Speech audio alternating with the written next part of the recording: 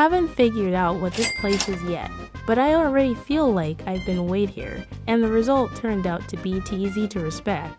I stopped being surprised a long time ago. Because when you earn $200,000 per second, the world starts explaining to you why you're right. My number doesn't count seconds because infinity doesn't need time, but I can still see how you look at it. I exist as long as you react, and the more angry or jealous you are.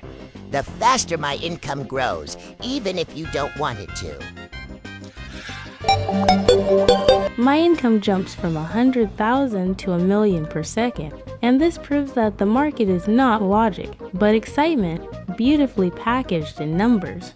I don't count the money. I count the moments when you start hating someone who is standing next to you just because of the number above his head. I'm not recording income, but how quickly people stop asking the question why when they see large numbers. Hercules, your zero is not an insult. It's just a signal to the system that you have no influence on what is happening. If influence is measured only by money, then this world has decided in advance who is worthy of speaking and who should remain silent. The market doesn't keep you silent. It just doesn't hear those who are too light. He's perfect for a start. A hero without income always evokes more emotions than a rich man without morals. Zero is not the end. It's just the most uncomfortable starting position because you're being looked down upon. It's been less than a minute, and you've already decided who's important here, and it's faster than empathy. It's been less than a minute. I feel a support of the world and it's disturbing because I need support for the system turns into When I speak, the sound doesn't disappear. It just doesn't interest anyone, and it's scarier than silence. That's how efficiency works. It's right for those who are already at the gap in need. Everywhere where value is visible above the head, sooner or later ceases to be seen by people. Every word where value is visible above the head, sooner or later ceases to be seen by people. And now the question that starts all disasters. Which one of you is willing to make someone else poorer? If it makes you richer by at least 10%. And now the question that starts all the troubles. Which one of you is willing to make someone poorer? If it makes you richer by at least 10%. The market doesn't ask for permission. It just optimizes, and optimization always looks disgusting if you don't look at it from the top. You call it optimization because the word victim doesn't fit well into the report. But reports never see the consequences. If we don't agree among ourselves, the system will choose who to cut first, and I prefer that we make the decision rather than a cold algorithm. Give it to me! Give it to me! Give it to me! Order is never free, and if we want stability, we will have to accept that not everyone should have the same weight. It always starts that way. First we, then they, and then it's only a matter of time. People need to see that someone is in control of the situation. Otherwise, they will start to panic, and panic is poorly monetized without a guiding plot.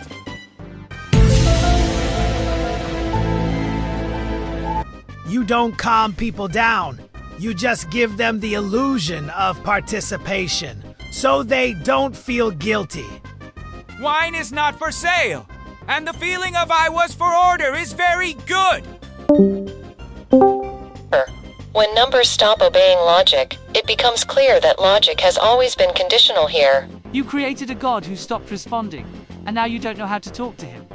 Envy is an ideal fuel, because it requires no investment and never runs out. I see income peaks every time someone looks at someone else's figure with hatred, and it's terribly effective. You turn emotions into a consumable, and then you wonder why people burn out faster than counters. Man. If your world is based only on reaction, I want to see what happens if you just stop participating. He breaks the model because he doesn't give the system any growth or decline, which means it's not predictable.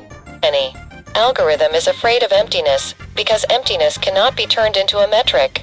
If the center of gravity shifts, the fall will be most painful for those who are taller than everyone else.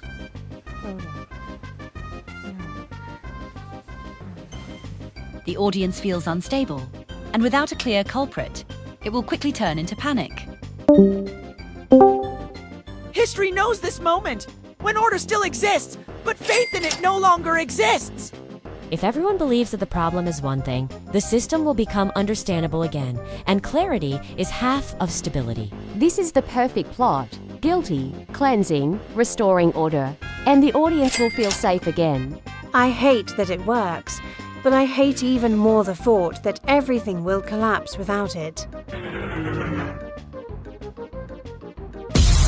You don't want justice, but relief, because relief doesn't require recognizing one's own role. The scariest thing is that we are not even required to say yes, because silence here sounds louder than any words. You've chosen a long time ago. It's just more convenient for you to pretend that someone else is making the decision.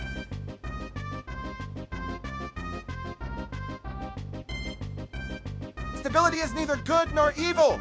It is a necessity. And if the system requires sacrifice, then sacrifice is part of the mechanism. You call it a necessity because it makes it easier not to feel responsible for the consequences.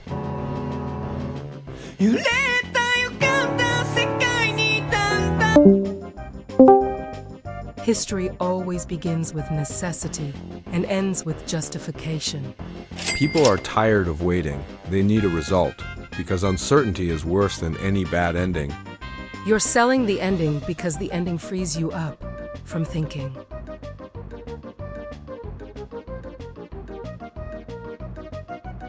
I'm selling a sense of completion, and without it, people start asking questions that don't generate revenue.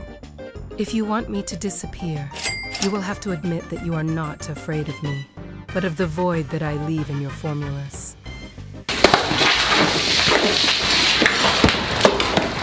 She doesn't understand what to do with someone who isn't trying to win or save himself. Emptiness is a bug that cannot be fixed because it does not violate the rules, but simply goes beyond them. If the system can't remove it, it will lose credibility, and without credibility, the numbers won't mean anything.